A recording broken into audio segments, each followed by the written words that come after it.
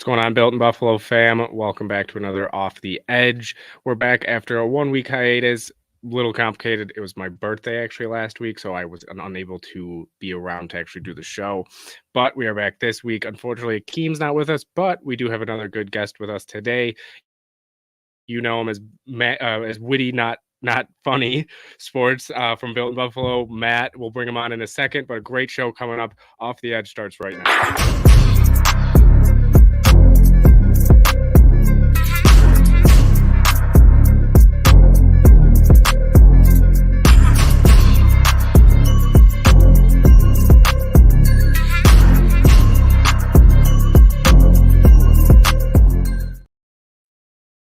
Built in Buffalo fam, Bills Mafia, what is going on? It's a Saturday night here, 7 o'clock. First Saturday show we've done. We used to be Wednesdays.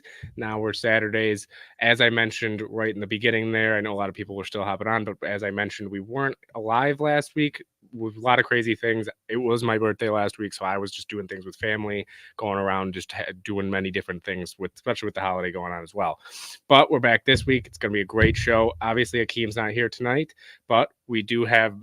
How do you want me to introduce yourself? Introduce you, by the way. Do you go witty? Do you go Matt? Do you know what? How do you want to be? You introduce yourself. Tell everybody who you are, where they can find you. A lot of people probably already know you from Built in Buffalo, but just give yourself a quick rundown. How you doing? Oh, thank you, Ben. That's a great introduction. You can just address me as Matt. Most people do, but I am half of Witty Not Funny Sports on Thursday nights on the Built in Buffalo Network, YouTube, Facebook. Hopefully, you've tuned into our show. We try to, for those who haven't, try to give a little bit of a different take on Bills talk. We're not really X's and O's, and we're more like vibes and eye tests, and we try to be a little funny and comedic at the same time. And sometimes it's goofy, sometimes it's not. But if you did tune in, we've been live, I think, for about a month now. So if you have tuned in, thank you. We always like to say whether you give us 2 minutes or 2 hours of your time, we greatly appreciate it. If you appreciate kind of not the dozens and dozens of shows that talk about the Bills and route trees and all that stuff, and we talk about nonsensical stuff. And that's what you get when you do the Witty Not Funny Sports. Now, Ben, I think first and foremost, happy birthday. I didn't even know it was your birthday, but I guarantee you, when you blew those candles out, your wish was not for me to be your guest host this week. But I will take it, and I appreciate being off the edge. I'm on the edge about the Bills because at 6-6, it's not great to be at this point in the season, but I'm ready to talk about it. So thank you for having me on, man. Yeah, and I think, I think a lot of people are with you on that. They are on the edge. It's funny enough that everybody's gonna be watching Off the Edge right now. But yeah, but before I get into just the Bills and everything, I do want to say yes, go check out all of the Built in Buffalo stuff, including Witty Not Funny. Great stuff over there. They do give you, like Pete Matt said, a little bit of a different take on things. It's not just always the X's and O's. It's also about looking at things in different ways. It helps, honestly, even for somebody who me, when I look at the Bills, I'm very X's and O's, but when I listen and I tune in or whatever, it does kind of give me a different just perspective on things, a different way to look at just the Bills and just football in general, really. So it helps, I think, especially when teams are struggling, your team's struggling, when the Bills are struggling. It's nice to be able to, not be so serious all the time about the Bills. So be sure to go check it out over there, Built in Buffalo YouTube, where maybe you're watching us right now, maybe you're on Facebook, wherever. Just be sure to tune in. You've definitely seen some of the tweets by Matt and everybody, so Yeah. it's pretty good. So you definitely know, maybe not recognized right away, but if you go check it out, maybe you'll know that you've already checked them out before. But we got a great show for you guys tonight. Got a lot lined up. Might not even get to it all. It's a bye week, kind of a weird week. Bye weeks are a little bit different, especially when you're talking about the Bills, because it's a late one this year. So the season's already kind of unfolded a lot, right? We've already know a lot about the Bills. It's not, oh, well, it's early in the year. Let's try to get healthy, move on, get ready for the second half of the season. It's really just get ready for the final stretch of the season. But before we get into the final stretch, I do want to talk about this past week's game, which I mentioned my birthday was on my birthday this game. I just happened to be celebrating the night before as well. So It wasn't exactly the best birthday gift. I kept on saying, that was my birthday wish was the Bills to win. Bills did not. It was a tough overtime loss, 37-34 to the Eagles, who now they moved to 10-1. Bills dropped to 6-6. And I'm just going to bring up David's comment here because I saw it pop in here. It's a funny one. The Bills the bye week is a break for all the fans, and I think a lot of fans, especially after this Eagles game, needed it. So I'm just going to start you off real simple, Matt. Just what were your overall thoughts of the game? Did you know you might have a lot of different feelings about it, different thoughts, but what just afterwards, after the game thoughts, what are your just initial reaction to this 37-34 loss? Yeah, I think, my first reaction was, what are the 5 stages of grief? It's like acceptance and all like, all this stuff. I think I went through every stage of grief during the Sunday game. A lot of different thoughts. When the game ended and we lost, half my brain was like, "Not again," right? The Bills just cannot find a way to finish a game, whether it's a close one-score game or an overtime game. I think they're 0-6 now in overtime games in the Josh Allen, McDermott era. Um, I think McDermott himself is like 0-9 or something. Like, they just cannot figure out a way to close a game. And then the other half of my brain was like, "Oh, this is kind of positive, like, with the offense and, like, if the Bills did what I thought they should have done." If you've been a viewer of our show, I've been calling for Ken Dorsey's job for about 6 weeks now, and if they did it when I said it, not to puff out my chest and take a victory lap here, but again, we're a comedy show, so when we get something right, we kinda like to run with it, if you will. Uh, and they installed Joe Brady earlier, we probably would have beat the Patriots. We probably would have beat the Broncos. It wouldn't have been so close against the Giants and sweating. We probably even beat the Jaguars, honestly, because in the fourth quarter, when they decided to play their game, they were the better team. So that's the difference between 6-6 and 8-4, probably, possibly. So, and if they were 8-4, 7-4, whatever, going into that Eagles game, then and we ended up 7-5 right now, I think it's a different conversation because they're on the brink of missing the playoffs. I think if they even go 4-1 on these last 5 games, it's like a 70% chance or something, 60% chance. I was seeing some stats on X Twitter today. So I just this team is maddening. I feel bad for Bills fans because it's like I don't know what other fan bases go through. They don't go through this. Let's just say that they don't go through this week after week and year after year. Um, I know you watch NFL games, Ben, other NFL games, not as intently as we watch the Bills, of course, but I don't think I recall even in the, let's say, the last 5 years, a team that I watch on national television, like, lose so mind-numbingly dumb as the Bills do, whether it's a 5'6" Kias Zacharias or whatever his name is, jumping over Micah Hyde and Jordan Poyer, or if it's Hail Murray part 2 with Jalen Hurts, and it's just they find ways to lose, and it's maddening, and kneeling down at 20 seconds left and one timeout. It's I mean, I don't know if we have enough time for me to rant, but I don't know where my head's at, going Yeah. into the final stretch of the season here. I think the only other team that I've seen lose in crazy ways like this is the other Buffalo sports team, the Buffalo Sabres, which is also Yeah, it just alludes to the point of people thinking this city's cursed with sports teams that we can't win. A lot of people are starting to talk about now how the Bills Stadium was built on that burial grounds that that maybe when the stadium moves, then everything will be fine. now We'll you're have to getting into see my once the territory. stadium moves.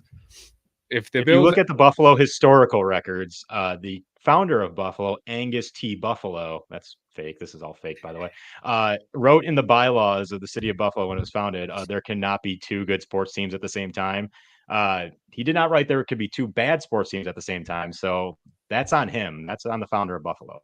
Yeah, and, yeah, it's it really just does sometimes feel like this team is hopeless no matter what, no matter how much talent they have, that they're just gonna somehow find a way to lose. Somehow. This was another one of those games where I think a lot of Bills fans, maybe not the younger fans. I mean, I know I am also still relatively young compared to some other Bills fans, but I if you've lived through the drought and more and more. If you've at least lived through the drought, you kind of had had the feeling of this game of somehow they're going to lose this game.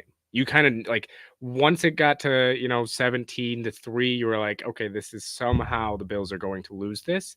You saw the refs start to kind of make bad calls. You saw different kind of the ball bounce in different ways, and you just kind of thought, no, this is going to be a classic Bills loss somehow, some way. They're going to either keep it close and blow it, which is what they kind of did here, or they were just going to get ran over. Luckily, they didn't get ran over, but they did blow it. And it just seems like time and time again, fans have this thought of they're going to blow it when it comes to a close game, especially against teams that they should be beating. This game early on, it felt like it should have been 30-3 at half. And I think a lot of fans would agree. By halftime, you were like, they're playing well. The offense is moving the ball. I know that they missed that. They had the blocked field goal. They had some rough kind of penalties come against them. But at the end of the day, the team was playing well. So you thought, oh, this team's great. They're back. Nope. And they happened to just fall apart in the second half defensively. Ball bounced their way a couple times. As Sandra even brought up, the ref played a big part in the loss. And, I'm somebody who I'll talk about the refs, but most of the time when I talk about the refs, I'm like, okay, well, it was bad both ways. Or, it's just one or two calls. You can't blame the game. This, however, was one of the worst ref games I think I've ever witnessed. And it's gone around the One league side. this year. Yeah, this was the biggest one-sided game I've seen. And, Yeah. There's not many other games. The only other game I really think that maybe was so one-sided was actually this past Thursday, which was Seattle and Dallas, which had some other horrible, horrible calls in it. But besides that, I can't think of another game that I've watched that I've been like, wow, this other, whether it's the Broncos are getting cheated or the Colts, whoever it is, nobody else I thought is getting cheated, where it's like, okay, usually it's pretty even. But it's time to start having a conversation about the refs and holding them accountable in every game, not just for the Bills games, in every game, because people that have watched a lot of the football this year will tell you that it is every team that's hurting from these refs that are, whether they're taking forever to decide what the call is, or they get the call wrong, or just missing a call. It's something at the end of the day with the refs in almost every NFL game that you watch, and they're never held accountable, which brings me actually to my next question to you. Do you think refs need to be held more accountable? Do you think that they should have some sort of press conference or just some sort of grading system that they get graded on each game? Do you think that something should be implemented by the league to hold these refs more accountable, because they are changing games, not just Bills games, but games around the league due to certain calls? So what do you think about the refs? Do you think they need to be held more accountable? And what would your maybe top option be? I know it's kind of a tough question of, oh, well, this would be what I would do. But what's some ideas that you kind of like? Yeah, I mean, not only being an angsty Bills fan after Sunday, like to your point, before I get into like what I think should happen, in a league that strives for parity, much like all sports leagues do, like they want to see parity. They don't want to see teams tanking, or you know, they want to see some fluidity in the talent and records and things like that. There needs to be some kind of parity.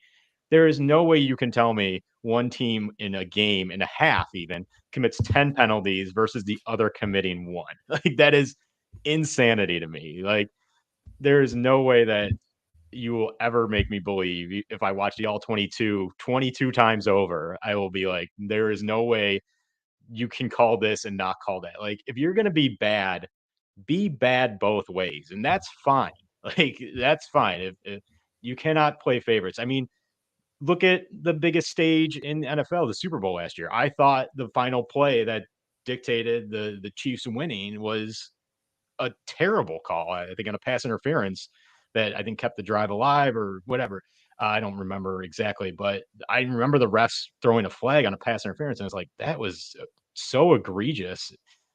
Even the like we're Bills fans, of course, so we dial it back to the Bills games, of course. But even the Broncos game, that final, just like Russell Wilson tossing it up on the zero blitz, or the jailbreak blitz McDermott threw at him for the second time in a row. But that's a whole nother topic. Um, I don't think the refs should, unless it is completely egregious in the last 2 minutes of the game, unless the guy is getting bear hugged. There should not be a pass interference call. Um, it's a problem. It is a huge problem. Like the NFL does everything they can to protect the refs, even from um what's the word I'm looking for here? Even from like a upfront standpoint of how it's addressed in television broadcasts of like Yep. Dean Blandino or whoever, like they will never flat out say these refs are wrong. That was a terrible call. Like they'll just be like, oh, I can see it both ways. Like they will do everything they can to protect the refs, even the refs press junkets after the game. Like they will never say they were wrong. They will never it's just they're not held accountable now. And I don't know what it is that's going to change that. I've proposed the most ridiculous idea ever, but that's all I can think of at this point on our show is the refs should have a finite amount of flags they can throw during the game. Like you get 15 flags total. That is it. If you want to throw those 15 flags for ticky tack stuff like uh I don't know, like Pass a interference that you just happen to slight tug of bump. the jersey on a pass interference or something like that happens every single play, like go for it. But guess what? You're not going to have enough flags to throw when it comes to the end of the game. Like I just don't know what the answer is, uh, other than like Survey Monkey throwing out a survey to 1,000 NFL fans every week and saying, "Please judge these refs." Like I will say, you get at work, it's like satisfactory, very good. Like yeah. that's the only I thing I can think of, but I I don't will know. What do you say think? I put part of it, yes, the refs are bad, but I also am gonna put part of it on the league itself because a lot of penalties like pass interference or, like even holding are referee discretion. It's not, Right. this is the rule, this is being broken if this is the rule. It's, well, if the ref thinks it's a penalty, it's a penalty, which Right. then you get games that have 2 penalties, some that have I just looked it up here. The Cowboys Thursday night game against the Seahawks had 19 penalties. 19 penalties for Wild. 257 yards. That is unbelievable. That is, no game should ever have 257 yards Wow. worth of penalties. And to have that happen not just in a game, but in a prime time football game, to have that happen is inexcusable. And then to not even question the refs on some of the calls, because when I was watching that game, I'm like, why? A lot of the time, again, I'm like, why is this getting called? You even hear Collinsworth or Al Michaels or whoever it is on, not the NFL, head referee or the Yeah. officiating, but the commentators, Tony Romo, whoever it is. A lot of times you'll hear them be like, "Oh, that was bad. That was really bad," and it's blatantly obvious half the time too. It's not like, "Oh, well, I see where they could have missed that. Maybe they were out of Sure. position." It's it's right in front of them, and they're either missing it or calling it, even though it's right in front of them. So the league, I think, does need to figure something out, whether it's a scoring system that they have that the coaches fill out each week, maybe, or some, who knows? They have some sort of scoring system or whatever it is, or press conferences if that really scares refs into making calls correctly, if they just are going to have to get press conference every week. But they have to do something because it gets worse year in and year out, and it's unbelievable. And I want to bring up David's comment here. I haven't fully read it yet, but he says, I attended ref meetings with an NFL ref who did not know calls, so he referred to some of the training to a high school football ump. I was trained to make a call and be confident regardless of it being wrong or right. So that gives a little bit of an insight into kind of what refs are thinking sometimes, of they're just trained to make a call if they see something, right? If whether it's wrong or right, they just, if they see something a little off, throw the flag. And my thing Trickle is, down too. yeah, and well, the other thing is you Like see even other if leagues hold refs accountable. You see it happen all the yeah, time in the NBA, whether it's, they're questioned about it or whatever. The MLB, you have the grading system where it shows percentages of what the calls were. The NFL, it's just, oh well, the league will come out after the game and tweet that this wasn't a penalty because of this, and everybody else is saying, well, it's ridiculous that that's wrong, that they're just plain wrong. And I'm going to bring up, we did get a Hockey sucks comment here, and I do want to bring up which this stat. one? Well, I did Because like the older one. both The older Sean one, and his father Ed. No, Ed was always against the Bills. I hated when Ed I don't pipes know. Maybe I was a hotly. little too young for Ed against the Bills, but I remember Ed was at least he I wasn't. I saw worse. That's what I'll say. But I want to bring up this. That actually brings oh, me up yeah. to this stat of the Eagles are 4-0 now, 5-0 with Sean Hockley as the Mhm. ref since Nick Sirianni was hired. 4-0 against the spread as well. I believe they wouldn't. Now they're 4-1 against the spread. Big whoop.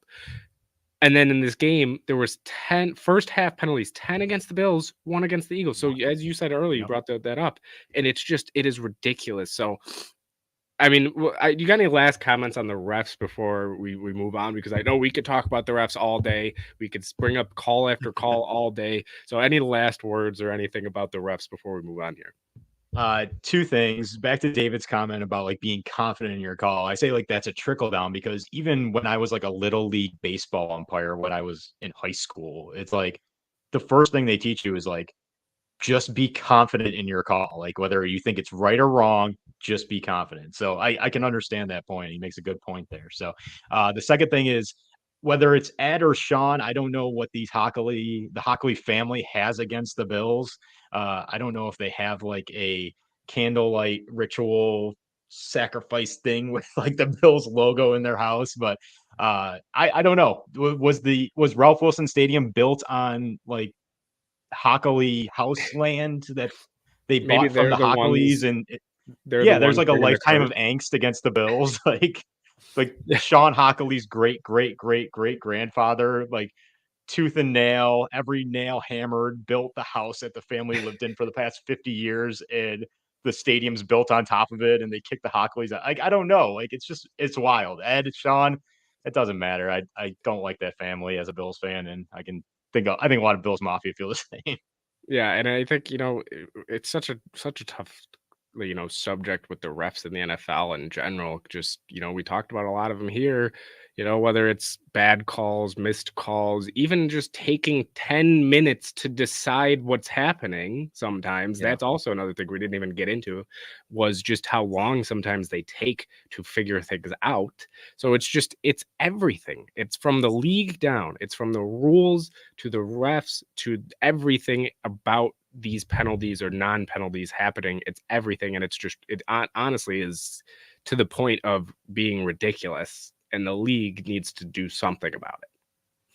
I think you made a good point about how it's like subjective. Like Yeah. each referee crew is different in the way they call the game, whether how they judge a pass interference versus not, whether they judge a catch versus not a catch. Like there's no like finite amount, like status quo of how these refs should call a game. And I don't even know if they're like full-time employees. That was like a big thing like 5 years ago about how these refs are like part-time. When the replacement refs came in and the real refs went on strike because they weren't full-time employees and they weren't getting, well, I don't know the ins and outs of it, but I don't know. Like what final thought? Like what do you think like the recourse should be like for bad refereeing? Like is it fines? Is it not getting like playoff games? Like what do you think?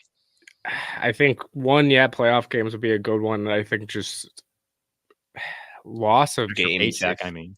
If you have Yeah. a game so bad, you should be suspended for a game or two or something like that.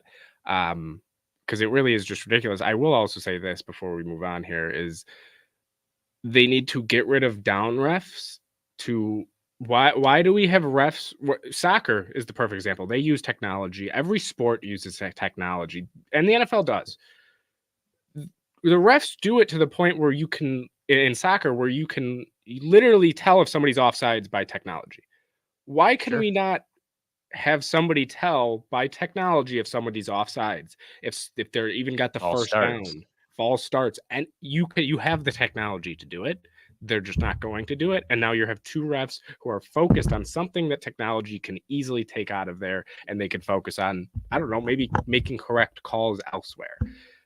And they can't even call, like you said, with false starts. They can't even call that correctly. So I don't know what the solution is. They need to do something though, because it's Ben, year are you after year. saying let's get the record straight before we move on. Are you saying the league that uses a thin slice of paper to determine whether it's a first down or not is afraid to use technology or use advanced technology? Tennis, soccer, you're right. Tennis, like the ball, they can measure it to the inch of if it's out or in on a serve. Like, come on, like NFL, get with the times. Yeah, It's just insane. yeah, it's really bad. I mean, I don't know. We'll see if they do something. I'm gonna guess that they're not because again, it's the NFL that they don't do anything, Sure. at least positive Keep enough. watching. They can only do a certain amount of positive things in the NFL. Only good things occasionally. Yeah. Can't give it too much. But all right. So we kind of there's our, I guess, rant on refs and how David brings it up here. Last comment I'll bring up about the refs, at least for now, it comes down to the ego that Exactly the right. NFL just wants to be right. They wanted to, yeah. So nailed it. NFL refs, NFL doesn't want them to look thumbs weak down this either. week, thumbs down this season. Um, but we'll see if they make a change. Maybe they do. I would be shocked. But let's move on here. You talked a little bit about Sean McDermott, right? You talked a little bit about how he's struggled in late games and close games, and people are starting to become more antsy with them. So on a scale of 1 to 10, and anybody else in the comment, you can put your number down as well. Scale of 1 to 10, 10 being you're done, 1 being no, I still have complete faith in him. How ready are you to move on from Sean McDermott? I am at is like 10 like moving on or is 1? What's Te- this which way does the scale work here? So 10 would be like you're ready to move on, you're done, you're already Okay. out the door. 1 is nope, I'm still holding on to him as tight as I can. Yeah, I'm giving him a nice big hug and getting pass interference called for. Um, no, I'm at about like this is gonna be the lamest answer in the world because I'm at a coin flip. I'm at a 5 with this Mhm. because I've lived through and most people have lived through the grass isn't always greener scenario with Doug Marrone, Dick Duran. Like there is no way uh, anyone will be able to predict the future if they move on from Sean McDermott. You are hoping if they do that Brandon Bean is a smart guy and is a forward thinking guy and realizes the way the NFL is moving and the way I think it's moving at least is to uh, progressively minded offensive minds, right? Like Sean McVay, Mike McDaniel, Ben Johnson is like one of the hottest candidates out there because the Lions offense looks really great. Kyle Shanahan, like just guys who can get an offense clicking and put up 35 points a game and it treat it as a track meet and a 100-yard dash and they're Usain Bolt. Like try to keep up with us. We dare you. That's how like Dable I thought was moving towards, and then Dorsey came in and kind of the Bills, as we say on our show, got a bad case of the dorseitis because they just became a shell of themselves on offense. Now, how much of that is attributed to Sean McDermott? We've seen reports in the past that when Sean doesn't like how things go, that he kind of takes the reins, whether it's he's not liking how Leslie Frazier's calling the defense, or he wants to establish more of a balanced attack, complementary football, as he calls it. I don't know. Like we'll probably never know like the percentage like he controls of how the offense is run or how the defense is run. The best complementary football to me is the complementary football that works. Like whether they pass 100 times and run 0 and it works and they win, that's complimentary football to me. I don't care about anything else. Do what works. And that's what Joe Brady's come in and done. He's found kind of the deficiencies of Ken Dorsey's offense and in a quick manner, which it wasn't hard, and this is why it's turned around so quickly, has installed those, whether it's pre-snap motions or simple, efficient crossing routes or things like that, working the middle of the field. We've seen on Josh's passing charts much more usage in the middle of the field. Again, like it's all about to me, and this is a broader point, and it goes into Sean McDermott's point, my point about Sean McDermott as well. Evolution. Like, do these coaches learn from their mistakes? Sean McDermott had 13 seconds, did not learn from his mistake, in my opinion. So that's why I'm at a coin flip because I like Sean McDermott. My co-host Tony on our show says Sean McDermott is a great coach 6 days a week. That Yeah. seventh day, he's Chick-fil-A. He's closed for business on Sundays. Like we don't know like what's going on, but he seems to either have too much on his shoulders or he just doesn't know what to do in game with adjustments or on the spot decision making and it's just kind of a mess and chaotic and that's where we start to lose faith in him. So uh I I think he's a good coach, and I think a good coach is kind of hard to find in this day and age. I mean, you have so many franchises ready to move on from their coaches. So that's why I'm at a coin flip. It's a very tough question. I'm not ready to move on, but and I don't think Terry and Brandon Bean are based on reports how accurate they are or not recently, but I think he has another year, and if he doesn't learn from his mistakes and make in-game adjustments, it drives me nuts how this team does not make any in-game adjustments on either side of the ball, and I think that's on the coaching. And you can either even attribute the lack of preparation, how they come out slow on defense, giving up like those scripted plays very easily to opposition offenses. It's a lot of things that waver on. Yeah, I'm done with this guy, but he's also the guy that got us out of the drought with Tyrod Taylor in a makeshift team. Like I don't know what to do. So I'm at a coin flip. Yeah, I mean, same. I'm right there with you. I for the longest time going into this year, I was always at like a 2, maybe a 1. Just I'm sticking with him. I'm ready to stay with him. He's had his faults, but I always have thought he's a very, very good coach. He's taken teams farther than they should have. He brings guys. He brings the best out of guys, especially on the defensive side, where you've seen even young guys come in as 6th-round picks, 7th-round picks. Dane Jackson, Christian Benford, right? Just guys coming in making plays. Matt Milano, even you go down the line of late-round picks, and he brings the best out of them. But you do have the other side of, well, then there's the same things happening, or there's not much accountability. I know everybody, this is the one thing that bothers me about Sean McDermott. We saw a clip from Joe Brady come out, I believe it was Monday, right after the game against the Eagles, and he straight up said, "Nah, I need to be better." I don't remember the last time, if ever, I've ever heard Sean McDermott say something like that. And now I know he says like certain things like I do need to be better. He starts it off with we can all be better or something like that. But I've never heard him say, no, this was my fault. It's always, well, this could have happened and this could have, it's like this, it's like he's writing a poem or something sometimes. And I'm like, well, dude, just give the direct answer. Stop dancing around the question here to make sure that you're answering it so people don't get too pissed. But like it's a vague answer almost sometimes. And to me, that's the one thing about Sean McDermott that bothers me is he never, ever, ever just comes out and says what needs to be said. He always dances around different things. And this year, it kind of became, this is where he started to lose me back. Even in February, he started to lose me was Diggs. When Leslie Frazier left.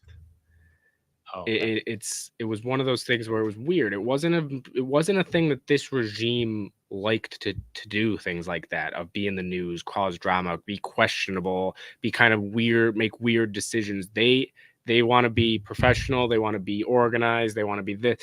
And so that once when I saw that, I was like, that's a little weird that this is happening now. It's a little weird how they responded to it. They gave another vague answer, not, oh, well, he's leaving because he just wants to, he wants to step away from football, but then he was 3 months later helping out with the Packers. So it just, that became weird. And then the whole Stefon Diggs interview when he came out and he said he was very concerned about it. It just was very confusing.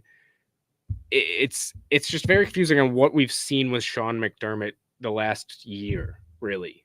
I mean, it's just been, it seems like he's kind of not losing it, but just feeling the pressure.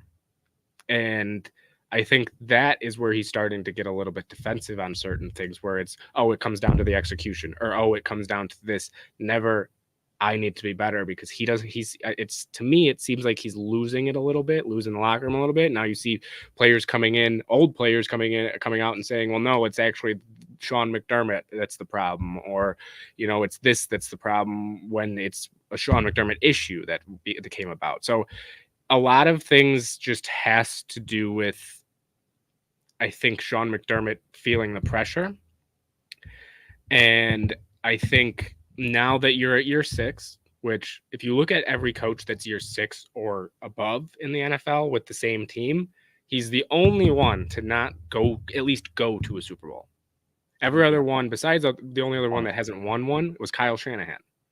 And we all know Kyle Shanahan has plenty on his resume. He's gone to the Super Bowl. He's gone to conference championships. He's been a phenomenal coach. He's never won it, but then Sean McVay's won it. Bill Belichick, Pete Carroll, go down like that 6+ years is kind of when you are starting to see, oh, If you can't win the Super Bowl now, what's going to happen? You're getting to that point. And that's kind of where I'm at the point with Sean McDermott. He's a great coach. Nobody's going to argue that, I think. I think a lot of people will say he is a great coach. He's a phenomenal coach. But it starts to be, can he be that guy? Last week I said, or 2 weeks ago, I brought up the Golden State Warriors and how the Golden State Warriors, before they had Steve Kerr and they started winning all these Mark championships, they Jackson. had Mark Jackson. And Mark Jackson, great coach, but can never, ever be that guy to lead the team to the promised land. Is Sean McDermott that for the Bills? I'm starting to get that way. Do I think right now he can lead us to the Super Bowl? Yes, I do think he can. But give it another year, maybe even next year, if he doesn't do it, then we're going to have to start answering some questions here and saying, well, Sean, you're saying it's execution, but why are you not executing? Why do you continue to have the same issues? Why is it penalties are an issue? Tackling's an issue, right? Inconsistency is an issue. Why are these issues coming up again and again and again? And he's built this culture that seems to be crumbling, right? It seems to be crumbling. You have Stephon Diggs in that whole situation. You have now the Von Miller situation, which we will talk about in a little bit. You have just situation after situation. You have guys asking for a release 2 years ago in Quentin Spain, right? You built this culture of being a family, of being together. Yet there's one or two guys that I feel like every year come out and it's just they're very upset about something. So Yeah. I like McDermott. I'm going to finish it off with saying I like McDermott. I'm not as high on him as I used to be. If, depending on how this year goes, I wouldn't be upset if the Bills miss the playoffs and they get rid of McDermott. Now, I don't think it will happen. Would I do it? Probably not. I'd still probably give him one more year. But by next year, if he doesn't make it to at least the conference championship, I'm going to probably be on board of booting him out of here. So we'll see what happens. Do you have any last thoughts on Sean McDermott? And just, I know I went on a pretty crazy all over the place rant right there, but any It's good thoughts stuff. on Sean McDermott before we move on? I don't know if it was a slight nod to Sean McDermott himself, but you said Sean McDermott likes to dance around the topics when he's talking to the media. Little known fact, Sean McDermott loves to dance at his off time. He's a big dancer. I And his did not favorite know artist that. is his favorite artist is Michael Jackson, actually. Oh, So I don't know if you were just being coy there or not. I'm sure you no, were, I but mean, um, I guess that explains it though. I mean, I did not know that, yeah, but the it's learning man loves something to new every day. dance, whether it's with the media or at a wedding or who knows. But Yeah. um, I will say, like, it's just I'm the one thing you mentioned a couple points in time where you started to see some cracks in the armor with the culture, right?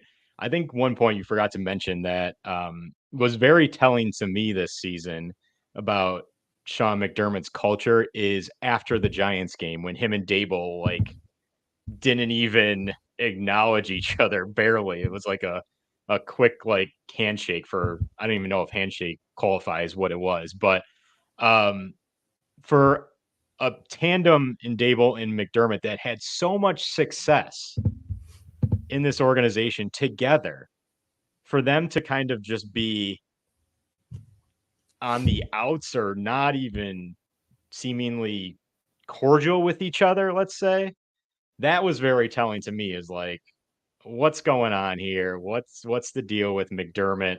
Um, that was kind of the point in time where I started to move from I was with you like a 2 in McDermott, and now I'm like, well, what's going on here? Like, they should be good friends. Like, their success gave Dable a head coaching job. Like, their Yeah. success has I will say ingrained this. Sean McDermott in, like, the I don't brains want to cut you and the off, but I will say success this of actually. I Bills did see fans. because Yeah. I saw it come out Yeah. today actually because I did see the situation of him, the handshake. It did not look pretty. And my initial thought was, well, why? Same as yours. Why is that happening?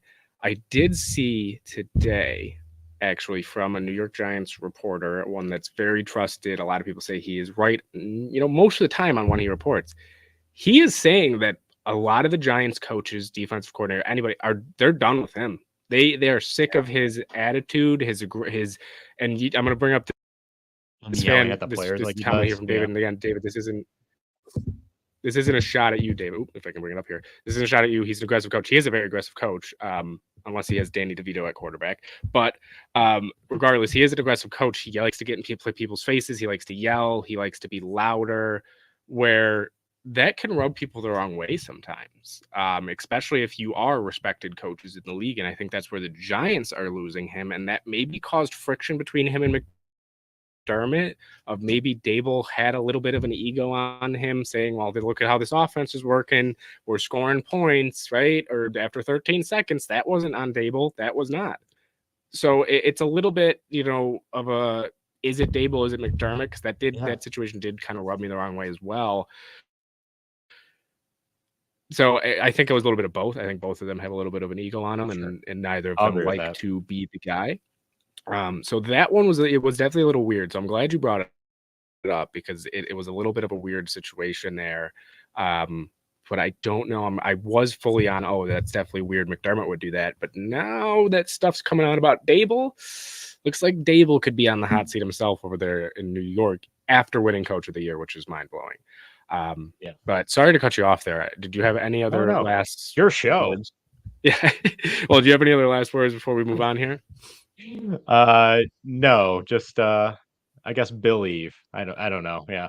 Yeah. All right. So I'm gonna bring up a couple of the comments. I will also say, David, I do like Dan Campbell as well. He's a lot like Dable in some ways. Just very passionate. Sean McDermott makes a lot of mistakes, so that's why Dable and him don't get along. Hey, there was one point I will bring up. There was one point where people were calling for Brian Dable's head as well. I think that's forgotten a lot, and I think even when Dorsey was getting a lot of heat, that was something people forgot, was Dable was getting a lot of heat as well. And then, all right, so I do want to bring up the little Von Miller situation. We got a couple comments here about Von Miller, and just, he's done with the Bills, worst investments, and yes, circumstances are different for Bean in that aspect. I do want to also just let people know Bean does have an E at the end. I know it's technically spelled Bean, but there is an E for him, at least at the end.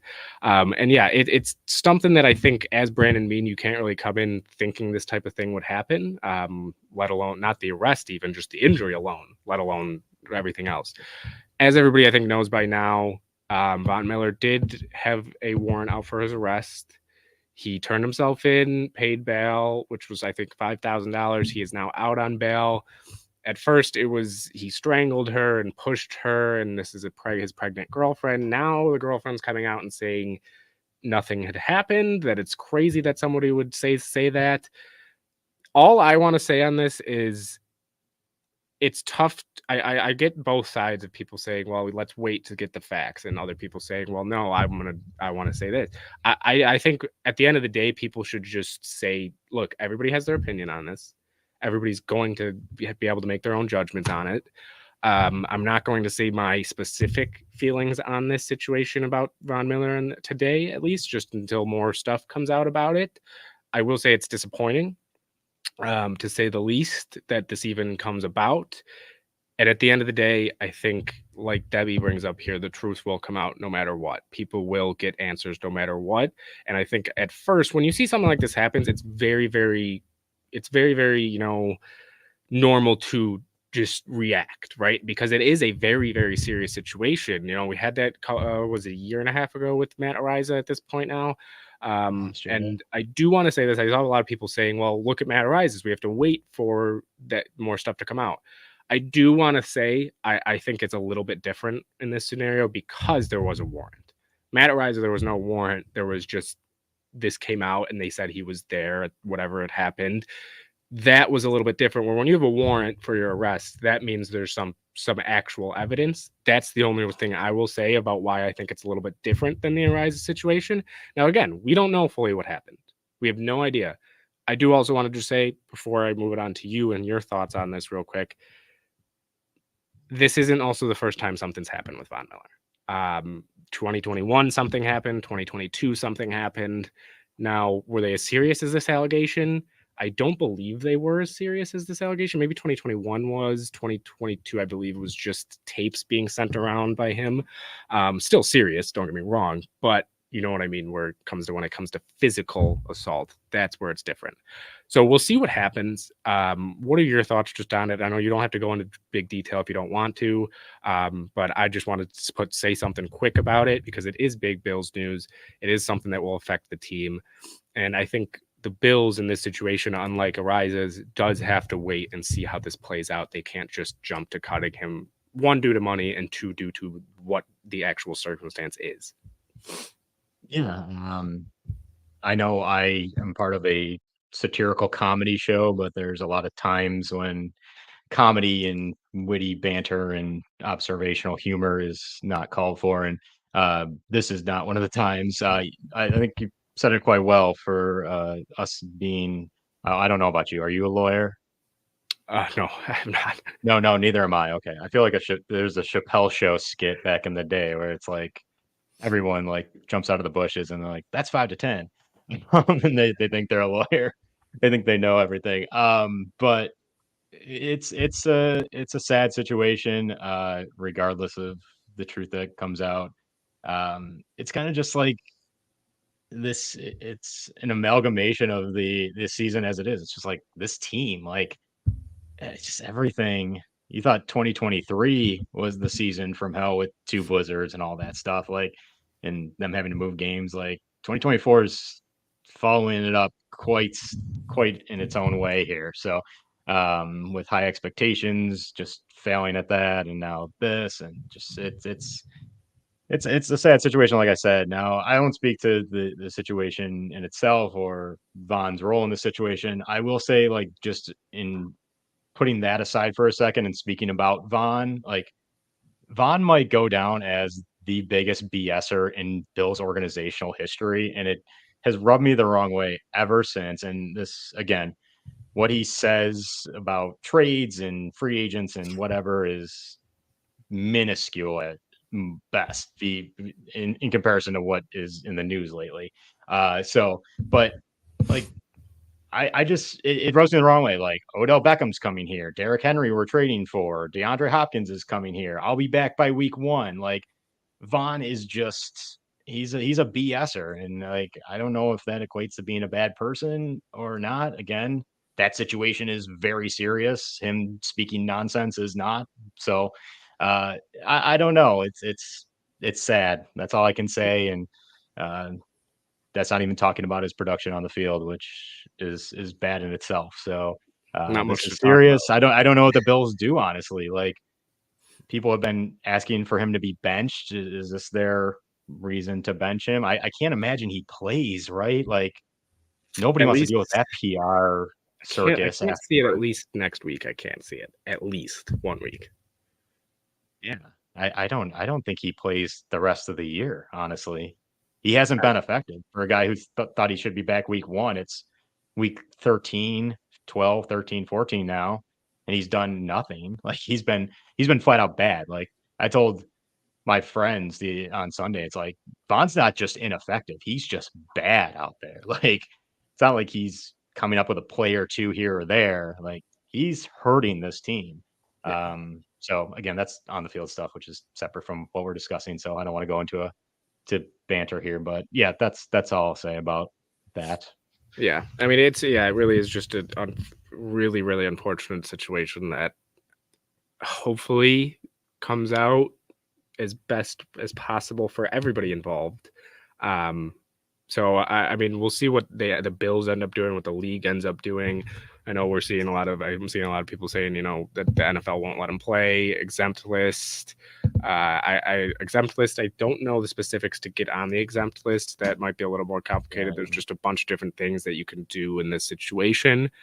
At the end of the day, though, you never want to see you would never want to see it, come out for any player. And I say it every year when there's something like this comes out. It blows my mind, whether it's a man or a woman or whatever the case, whether it's in a club, at a home, or wherever. It blows my mind that that any player in any sport, hockey, football, basketball, baseball, cannot just not put your hands on somebody. And again, I don't know if Von did it. I'm just speaking in generality here, not on Von, just in general with these situations, because you see it come out all the time. Even Alvin Kamara was in a club. Why are you touching a guy? Like, You have anything you want in the world. You have millions of dollars. You can go do anything you want. If you really can't help yourself, hire a bodyguard like to do it for like. And again, it just blows my mind every time I see something comes out about a player getting in trouble for something like this, because it's not, to me, it's not difficult to not hit somebody or not do something to somebody else, especially when you have probably more than any other person talking to you when it comes to these athletes. So we'll see what A mansion happens. has 57 rooms in it. Like, make one of those like a if I get angry, I'm going there room to calm down. Like, Literally. You play a sport, by the way, that you're supposed to take your anger out on the other team. Like, but at the end of the day, I know wow. that people are human. Things happen, but it's just a little bit tough. So we'll move on. I know that this is not a topic a lot of people want to talk about a ton. We'll see what happens with it, but I just did want to at least acknowledge it and talk about it a little bit. It's something we gotta, especially if we weren't Bills fans, if this was a Green Bay Packers show, then maybe we wouldn't talk about it at all. But since it is the Buffalo No. Bills and we are off the edge here, we're built in Buffalo, we have to talk about it a little bit. So we'll see what happens there.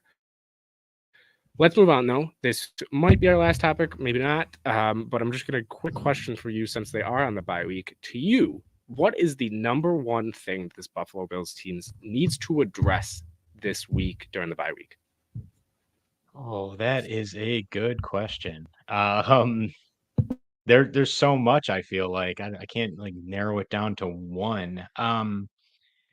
I think I mentioned it earlier, fleeting mention, in-game adjustments. Like, please, someone make some positive, effective in-game adjustments on this coaching staff one of these weeks.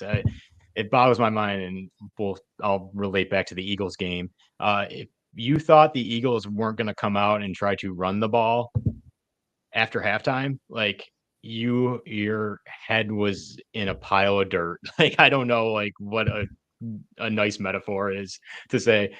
Just like the Bills did against the Broncos. Like, they're playing one of not I don't know if they're the worst run defense, but a bottom tier run defense in the league in the Broncos, and they didn't run the ball in the first half. And it's like, what are you doing?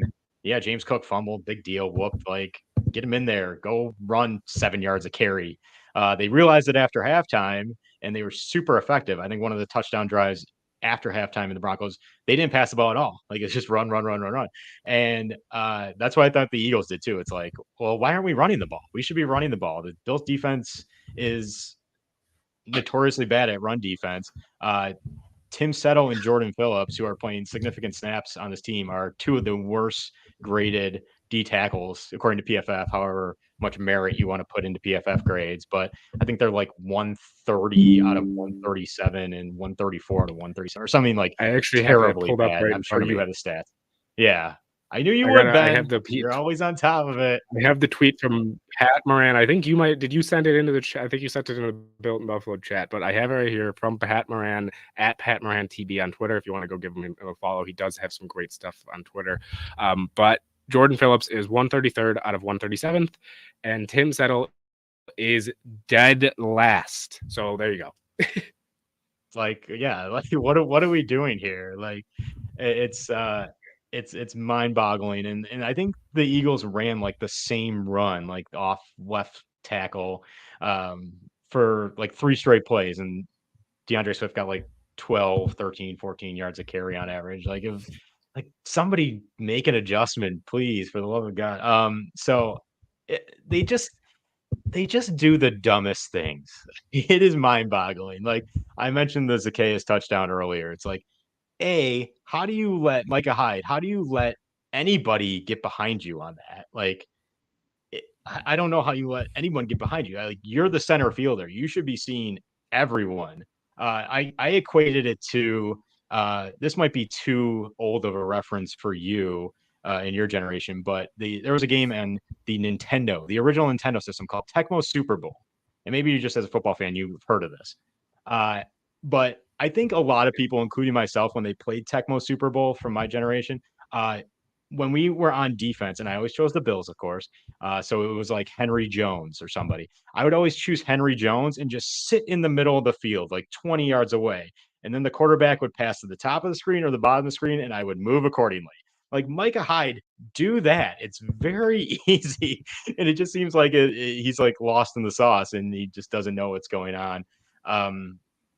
But in-game adjustments and just stop being dumb. Like I don't know how like that. It's the most childish way to explain it, but I just watch this team and I'm like, they do dumb things. Like I Yeah. just don't know what. Even the final touchdown to Hurts, it's like the guy goes in motion. I can't recall who it was, the receiver from the bottom of the screen to the top of the screen, and Hyde like kind of goes with him, but then stops at like the hash mark. And then when the ball is snapped, he like shoots over to that guy that went in motion, leaving his whole side of the field open for Hurts to just run into the end zone untouched from what was it, 17, 18-yard run. Something around there, yeah. The fact that a quarterback can do that and get untouched on the final play of the game, On one of the, it's not even on dumb. just the Like, final play, on one of their, as the Eagles, one of the Eagles' top plays that they run too. Like it's not even yeah, like you're talking about dumb plays that the Bill. It's team after team that it's not even just dumb plays. It's just like it's coming or whatever it is, whether it's a Hurts run or whatever it is. they do. And you still don't know what's coming. Like they seem like they don't even know what's coming, even though everybody else in the league, every fan in the stands knows it's coming. Everybody in that building in Philadelphia knew that it was a first down, right? They believe it was first down. And that play was coming, that it's one of their top plays that they run is a QB draw. I think one of their offensive linemen, was it Mulata or something, said like, we can't believe they gave us that look on defense. Like we knew we were going to win the game right there. It's like that should whether it's true or not. I never want to hear those words uttered by the team I'm playing. Like that should be embarrassing. That should be defeating. Like the fact that another team can just like, call their shot Babe Ruth style. It's like, yep, we're going to score the touchdown here because you're running a defense that you shouldn't be running.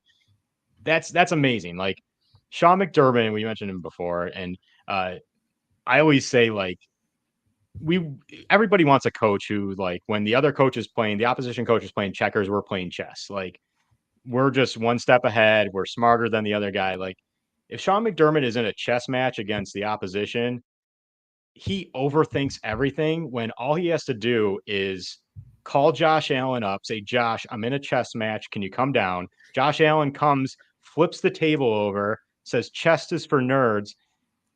Sean wins and walks out. That's it. That's all you have to do. That's how good Josh Allen is. That's all you need to do. Like, put the ball in your best player's hands, even if there's 20 seconds left in a timeout. Like, do something. Like, try.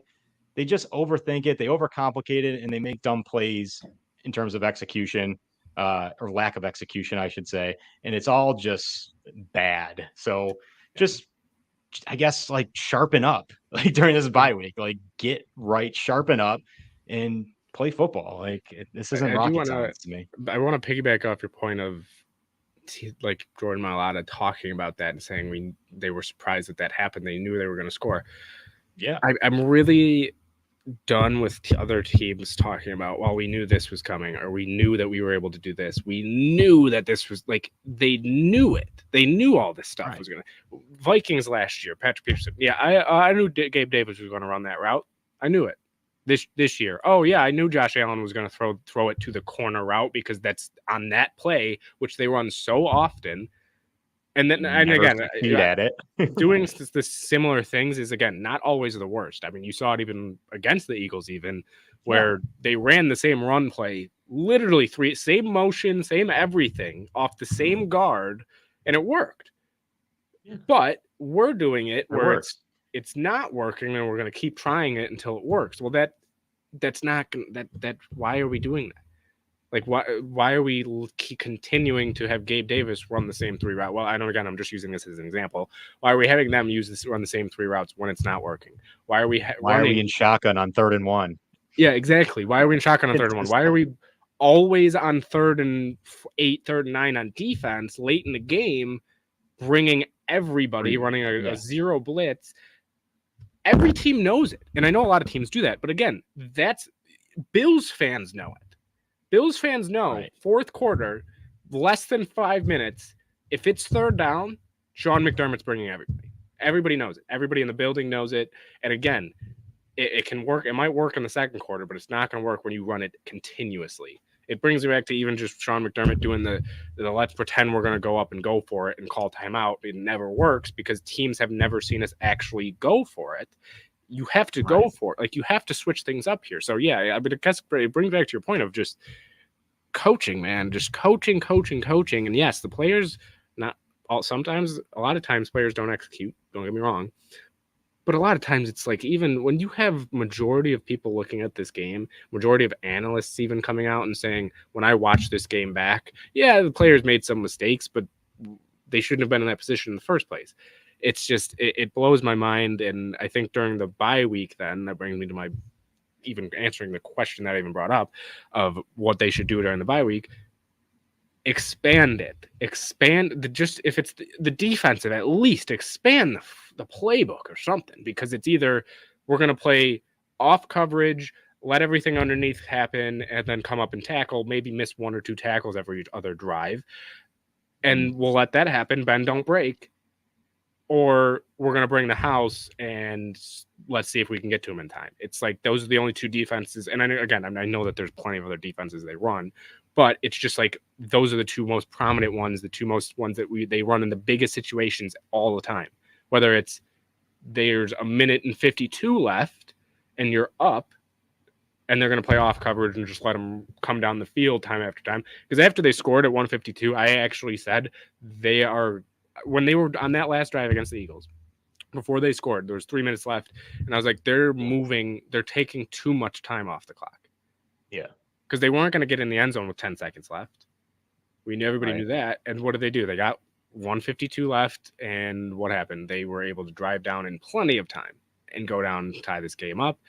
And then you don't even go for it in 20 seconds left. So for me, it's just expand the playbook a little bit, at least in critical situations. Expand it, because it's the same. I know we're going over time a little here. Yeah, one thing I want to mention, it seems like Sean, and it's very cliche of like Sean McDermott plays not to win but to not lose, right? He's not aggressive enough or doesn't trust his guys enough or whatever. To me, it's like in the overtime was in the final drive when Elliott kicks that bonkers field goal, but those 2 drives, it's like he almost expects some wild variable to happen, and it almost did. Like Dotson knocking the ball out of AJ Brown's hands. If AJ Brown takes maybe one more step, if that play lasts like a half a second more, like that's an actual fumble. Like he almost just hopes something like that'll happen. The tip pass that's intercepted, like some wild variable that never happens or rarely happens, I should say. He expects that to happen more, or that's more likely than his guys actually doing something aggressive, making a play, like closing out a game, getting a sack, doing something that is actually tangible that happens more often than these fluky getting the ball to bounce right kind of plays.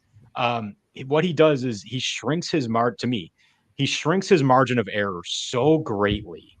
Where he lets these guys, the opposing offense, drive down the field, where his defense now has to play perfect where they can make no mistakes whatsoever, or they're losing the game. And we saw that, right? Like they made a huge mistake and Jalen Hurts walks into the end zone. It's like when you are asking them to go 80 yards, like you can start to play aggressive because you have the liberty to make a mistake and it's not going to come back to bite you as bad as a mistake in the red zone. Like he just lets these guys march down the field, A, get the momentum, and B, just shrink the margin of error so much where it's almost gone. Like it's mind-boggling to me how he does that. And quite frankly, drives me nuts. And I think you made a great point a couple minutes ago of like, if we know what's happening, like you're guaranteed know that like an NFL team knows what's happening. I thought that was a great point because there are many times throughout the week where Tony Romo style be like, ding, bing, bang, boom, could happen or is most likely to happen. And I usually throw my hat, and this is like one of the few straight brimmed hats I have out of the 25 I do, because everyone else has been thrown on the ground and the brim is bent or curved in any way. But I say multiple times throughout the game, if like if I know that's going to happen, why don't you, Sean? Like, so Yeah. I think that was a great point because we play armchair GM and like more times than we probably should as fans, but sometimes we're right. Like Dorothy's not good at this. We were right with like sometimes we're right with this stuff, and I wish the coaches would kind of take into the fan base opinion a little more. Yeah, it's rough when you have fans not talking about the players but talking about the decision making. That's when becomes out tough. Is everybody's always going to say yeah, players could have done better. They always can do better. I mean, Sure. no player is perfect. Tom Brady, who won 7 Super Bowls, is not perfect. Aaron Rodgers is not perfect. One player is perfect on our show, Who and is that's it? Khalil Shakir. Khalil Hashtag He Shakir. Wolf can never do no wrong. Hashtag He Wolf. And I will say, actually, shout out Reed Ferguson as well. I'm going to knock on wood because I brought it up a couple months ago. He's also kind of perfect, I guess. Long snapping. He's never botched a That's a good snap point. He in, might be I the think, most in his important player career. on the So team. We don't know. yeah, I mean, yeah, maybe we'll have to see if he wants to hop on one of these days, and we'll ask him about just him Yeah. being the only technical perfect player in the NFL. But yeah, When it's we can pretty eat rough when you steaks have together. players. Well, it's pretty rough, He I loves to think, when you grill. have though, like, when you have these fans saying, "Well, no, it's the coaching 90% of the time." Well, 90%, because every game there's gonna be coaching decisions that you question. There's gonna be players that you question on what they were doing in certain situations. But when it's game after game after game after game after game, 13 games now or 12 games deep now, and it seems like every game, the Jets game, yes, that might have been the only one where I didn't see people saying it was the coaching, and then yes, that was abysmal by Josh Allen. But every other game, it's been okay. Well, yeah, the players didn't play great at some points, but why were they put in this position in the first place? That's what people are asking. So I think the bye week, I guess, to sum it all up, just fix the little things that you should not be happening. Yeah. It's just, it blows my mind that we continue to talk about the same things happening over and over again. And I think that's where now people are starting to get sick of the Sean McDermott era of it is the same things we're talking about over and over and over Good point. again.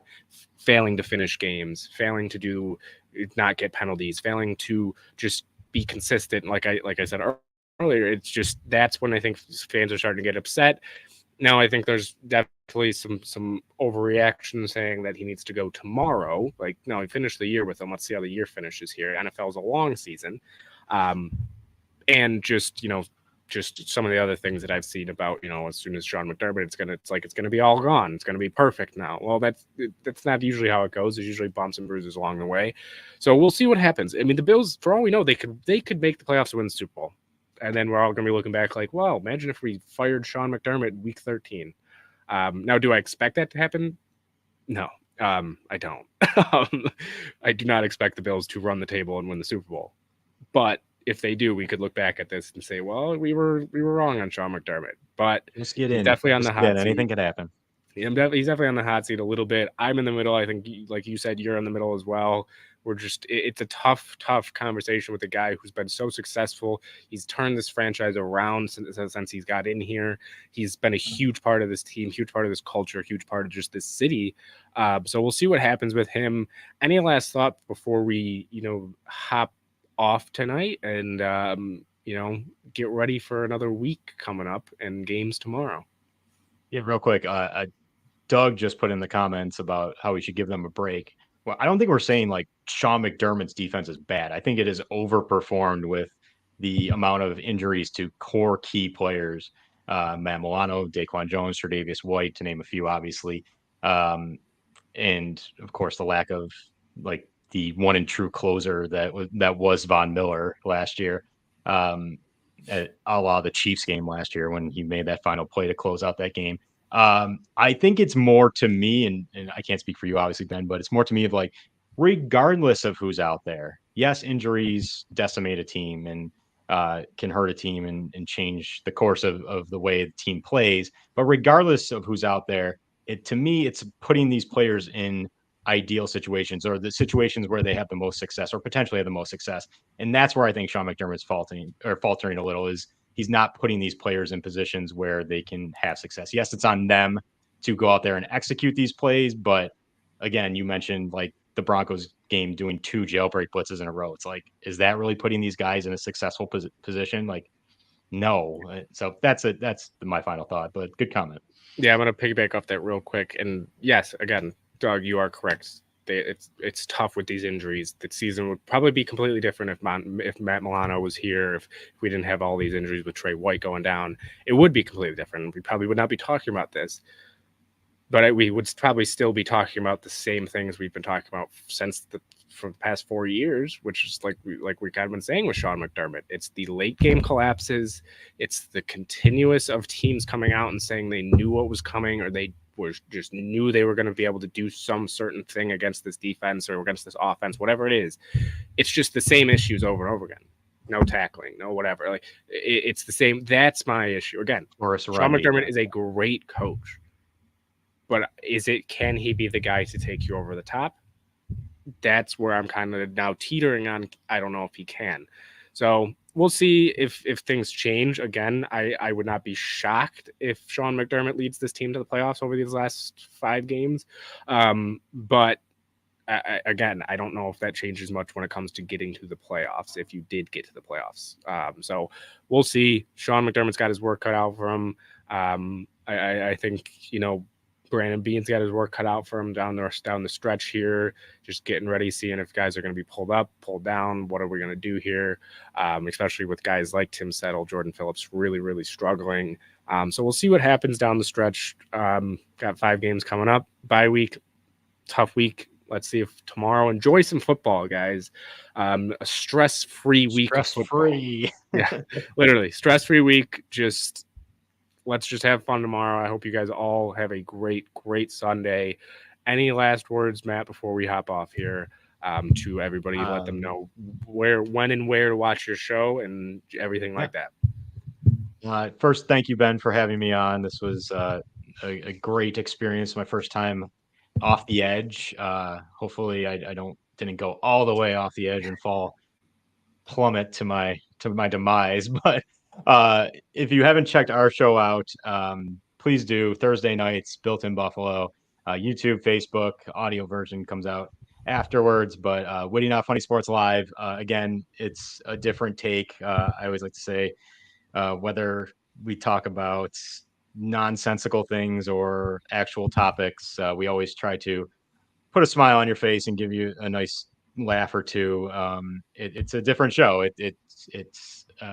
We try to be as creative as possible. We do song parodies. We do wild conspiracy theories, and kind of it's different. It's one of one. I don't know if there's another show out there like that. So if you haven't tuned in, please do check it out. Promise you, it's not as it might not be as ridiculous as I'm making it out to be, but Thursday nights again. If you haven't followed us on Twitter or X, please do. We are at Witty Sports 716. We love following back, connecting with Buffalo sports fans out there. If you are looking for alternative social media platforms, we are on Blue Sky at Buffalo Sabres.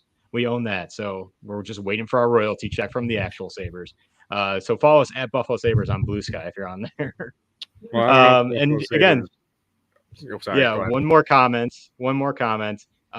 If you are just tuning in or tuned in late, it was Ben's birthday last week. So for everyone who is viewing right now who has not hit liked, do it for Ben and his birthday. Well, I appreciate that, Matt, and I appreciate anybody that does end up liking, sharing, whatever you guys do. I just appreciate you guys all listening. I know that we here at Built in Buffalo, we do appreciate all you guys. Thanks for the happy birthdays down there, David. I know I see that just came in. But yeah, I mean, it embarrassed you, Ben. I'm sorry. Oh, no, you're good. You're good. To everybody, if you do end up typing that, thank you. I do see them. Trust me, I'm going to see them. And speaking of the Sabres, by the way, they are down 3-0 right now. So hopefully we took a little bit away from, if you didn't watch the Sabres, hopefully you had a better time watching us than you probably would have watching them right now. But I do want to say thanks for hopping on. It was a fun one, man. I mean, it was fun just kind of talking about a little bit of everything here, right? Talked Yeah. about last week's game, talked about what's upcoming, the off season coming up, the situations going on, a little bit of everything. So it was a fun one, man. I really appreciate you hopping on here. I do want to just let everybody know, Always. please go click Built in Buffalo right now if you're watching on YouTube. Go check out every other show. Check out Matt's show. Check out more of Off the Edge. Check out everybody's show. It's going to be great. I do know tomorrow as well, I believe at 3 o'clock, I believe. It's going to be Akeem. Akeem, if you don't know Akeem, he's been on the show with me a lot, pretty much every week, I believe. If you don't know Akeem, though, go check him out on Twitter over at Built in Buffalo. But go tomorrow at 3 o'clock, since there is no Bills game. He is having a live interview, so you can even pop questions in there while the interview is going on with the Buffalo Bills defensive end Kingsley Jonathan. I always say Jonathan Kingsley because I always think that his last name would be easy Kingsley, to do. Yeah. But yeah, it's a live interview, so go check it out. Throw your questions in there. Akeem will pull some of them as well as some of his own questions, but it should be a good one at 3 o'clock. Yeah, what do you got here, Matt? I just wanted to say, make sure that great plug there for Akeem's show. If you don't know Akeem, he's the guy who's usually on the show who is way cooler than I ever could hope to be. Check him out 3 p.m. tomorrow. We had Kingsley on our show last year when he was a rookie, and he is just a great dude. He has an awesome story. Grew up in Africa and didn't even know football and recruited to play basketball and then went to just an awesome background. And all the success is well deserved for Kingsley, just like coming out of nowhere to even make the team this year. He's a great dude. So make sure you check out that interview. And I believe he's Syracuse football, correct? I'm double checking that, but yep, that's correct. Syracuse football too. So kind of close to Buffalo. I know it's not UB Bulls, but it's 2.5 hours ish. So it should be a good one. Go check it out and check out every other show that we got down there. We're in the final stretch, everybody. We're in the final stretch. Bye week is going to be over tomorrow, so back to work Monday for the Bills and for everybody else. So it's going to be a fun one. It's getting cold outside. Let's see if the Buffalo Bills can take advantage of anybody coming here in the cold and just take advantage of this stretch down the season. Hopefully they can get hot down the stretch. So we'll see what goes on there. So again, Matt, thanks for joining. Everybody in the comments, everybody just even watching, we appreciate you. You guys were awesome. Some great comments to everybody. Hope to see you guys back here next week, Saturday, 7 o'clock. We'll see who's on. Maybe it's Matt. Maybe it's Akeem. Who knows? Maybe it's even Brandon Bean. Who knows? We'll see what happens. But we'll let you know. Be sure tease to that a little better. If it's Brandon Bean, that's a big get. No, it won't be Brandon Bean. I'll let everybody know that right now. But who knows? It'll be Brandon Bean without the E. Yeah, it could be Brandon Bean without the E. Yeah, that's true. Maybe. Yeah. Okay. All right. I don't want to take up too much of everybody else's time, but we'll see what happens. Thanks again for everybody tuning in. As always, though, go Bills, go Buffalo. Have a great rest of your night, everybody, and have a great Sunday.